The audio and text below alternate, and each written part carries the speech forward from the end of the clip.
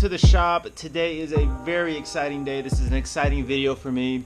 You're finally going to get to see the bandsaw get turned on, and we're going to use it, and I cannot wait. If you're here now and you have no idea what I'm talking about, let me give you a quick rundown. In November of last year, I found this old machine. It's an Oliver number 35 bandsaw built in 1925. I found it in a carport in Comfort, Texas, just completely rusted and neglected. And when I saw it, I just had to have it. I was like, this thing is incredible. I'm going to restore it, and it's going to be beautiful. And here I am. I brought it back to the shop. I've worked for 4 or 5 months on this, completely tore it apart, repainted it, fixed parts, replaced bearings, replaced parts, added a motor, wired it up, and today is the day that all that blood, sweat, and hard work finally comes to an end, and we get to turn this thing on. Let's get to work. I've got a few last quick minute details to do to get this thing ready to turn on, and then we're going to crank this thing up real soon. So let's get going.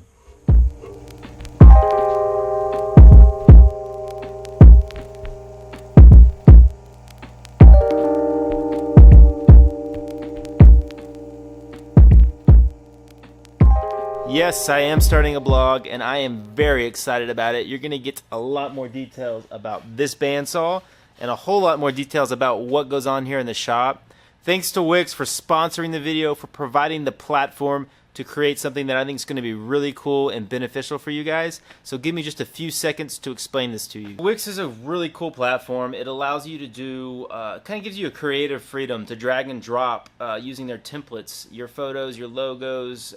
You can work with their fonts and their text editors. So you can do a website for e-commerce, for your business, for design, for branding.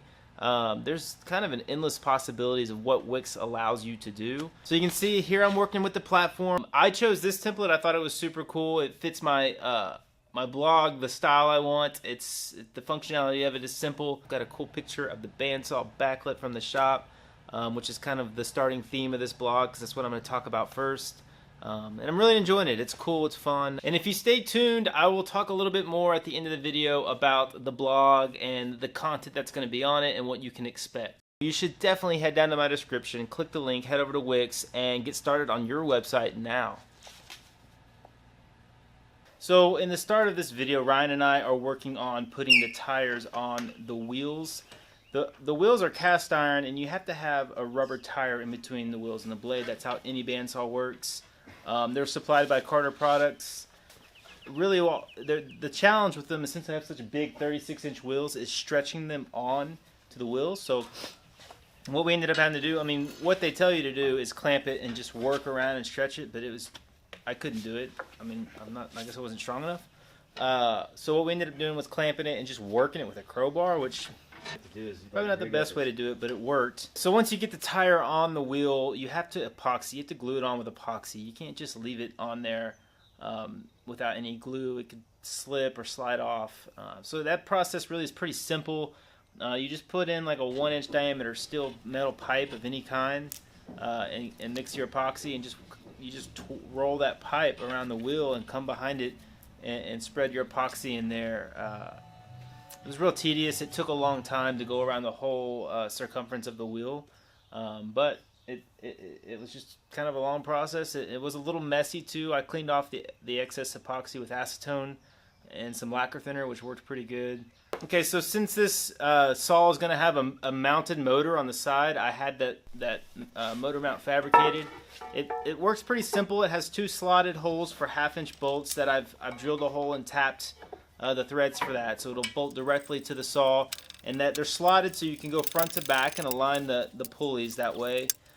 After a long day of working, I've got the tires crowned, I've got the top tire trued, the motor mount is installed, the motor is on, it is trued up to that pulley as best as I can get at this point.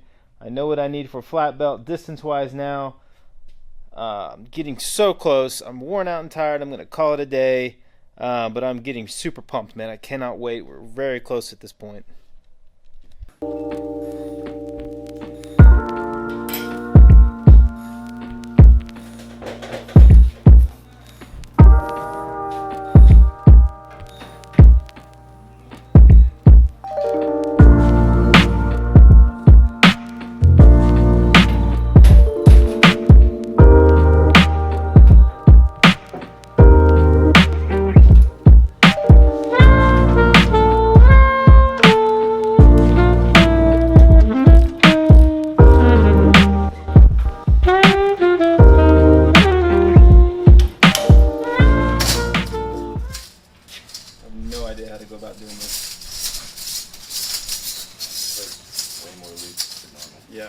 I don't even think I'll be able to fold it up.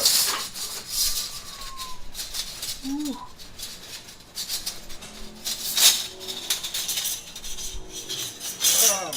Oh, my arm's caught.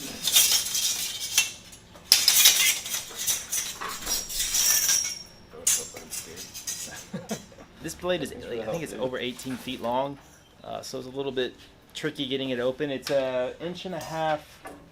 Pretty sure it's inch and a half, 3 teeth per inch blade. Super aggressive, really designed for sawmill type applications, resawing.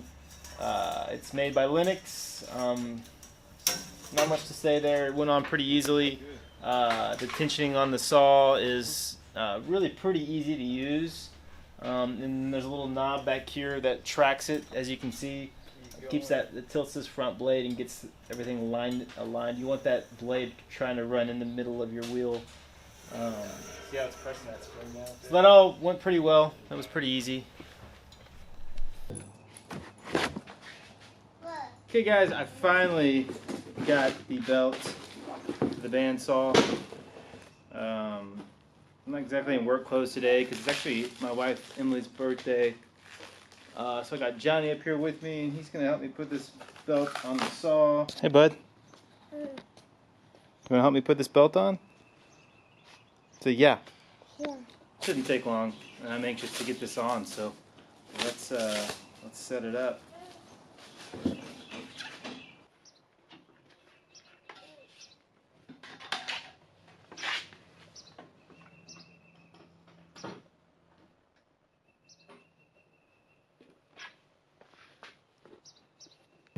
Okay, so the general idea behind this is I got a 3-inch white belt.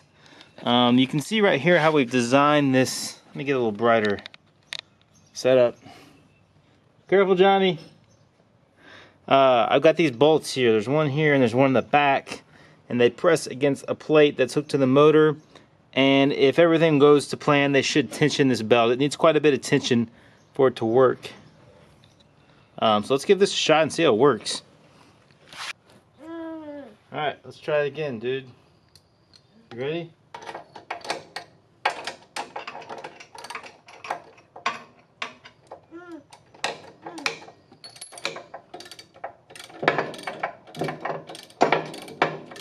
Here we go, we're putting tension on it. Uh-oh. Let's see if we got it. Whoa, sorry camera.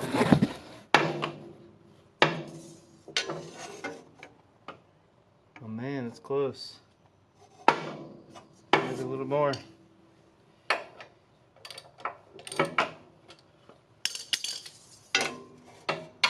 Really close. Maybe a little more.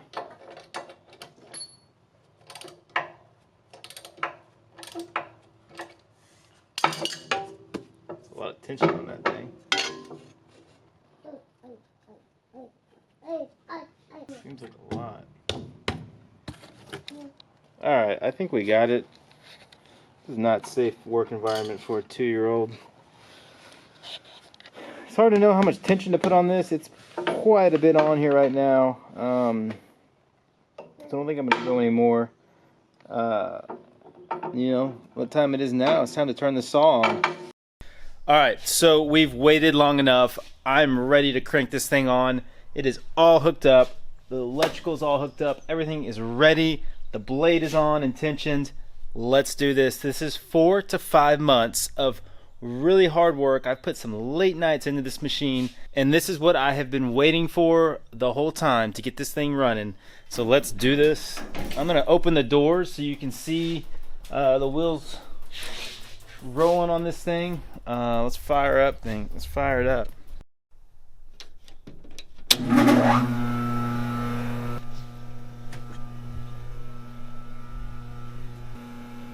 Ready? Boom.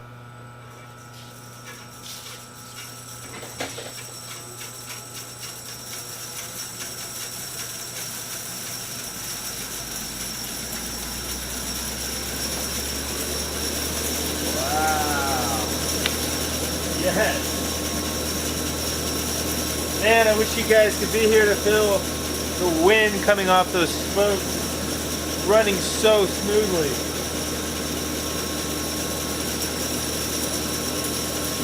There's very little vibration. It is working beautifully. I'm so pumped right now. I cannot wait to start cutting wood with this.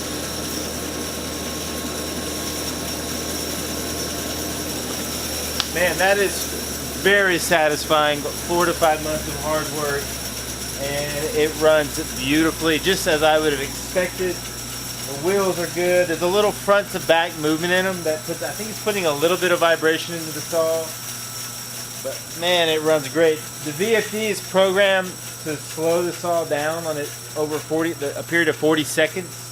So right now the motor is kind of braking the saw, and it'll slowly turn off. Without that, it literally takes a couple minutes for the energy in those wheels to just stop on their own. Let's cut some wood with this. Okay, here we go. Takes about 15 seconds for it to ramp up to speed. It's about halfway there now.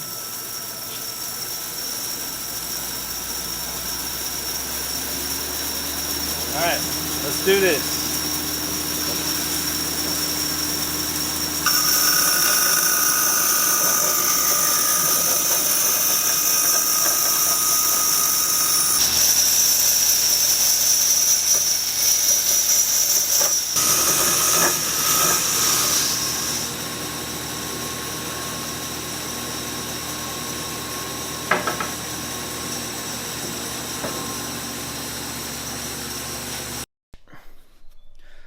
Okay, so the very last order of business on this saw, the icing on the cake to top it all off, is to put the badges back on the saw.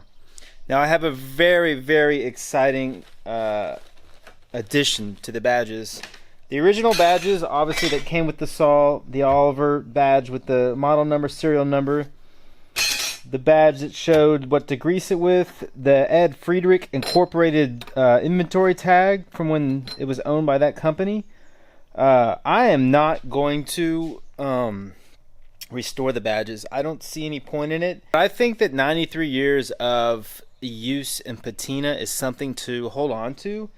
So to keep that and to help show the age of the saw, I'm just going to leave these badges the way they are. I like the way they are. I think they look cool. You can still read them. So I don't see any reason to clean these up. I want to leave that cool old patina. Now, I have a very, very talented friend named Weldon Lister.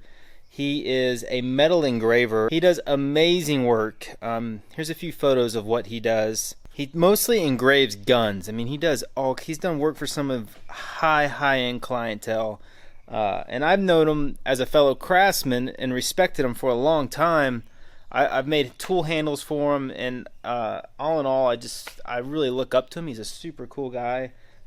So I called him about 3 or 4 weeks ago and asked him if he would be willing to make a badge for the saw that had my logo. And Weldon stepped up beyond belief and hooked me up with this little beauty. That is all hand engraved, absolutely beautiful. It has the date it was made, the date it was restored, and it has my AR brand and all this hand scroll work in there. So I'm going to put that on the machine as the final ending to this restoration. I want to say thanks to Weldon. I've got a link to his work in my description. Go check out his Instagram. Very talented and gracious, kind man. That he actually has his initials engraved. I don't know if you can catch that, the WL, which is super cool. I mean, this is very, very, it means a lot to me to have that. So let's put these badges on and finally close the door on this project.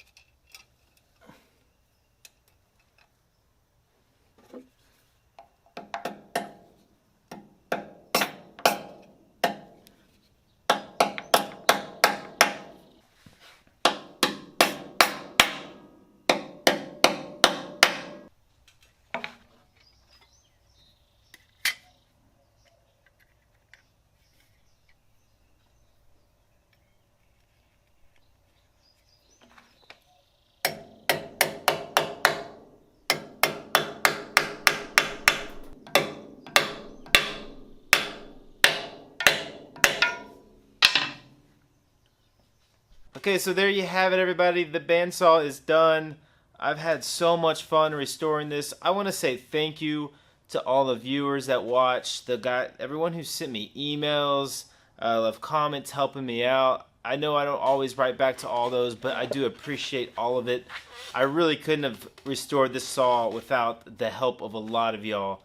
So I really appreciate it. It makes me realize how awesome YouTube can be, and the fact that there's a community of people out there who are interested and willing to help. So I really appreciate that. I also want to give a big thanks out to vintagemachinery.org. I'm going to put a link in their website. They're a huge resource for old woodworking machinery. They have a great forum.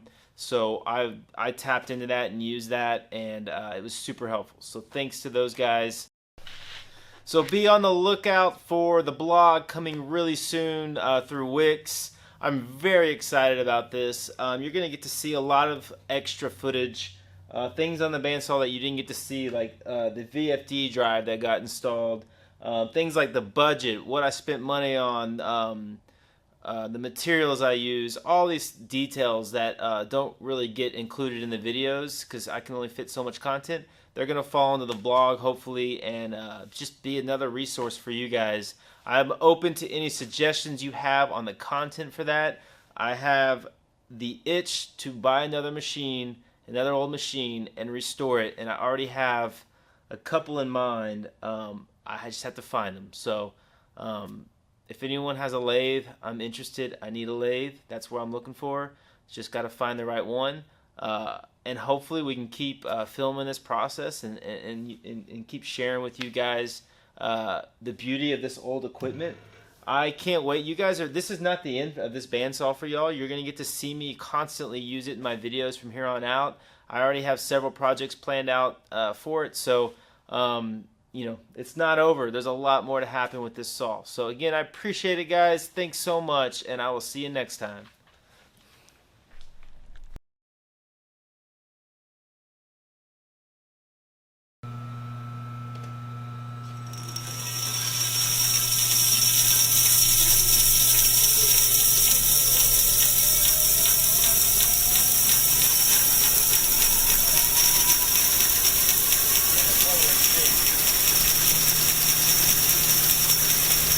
The width of the blade is actually fine.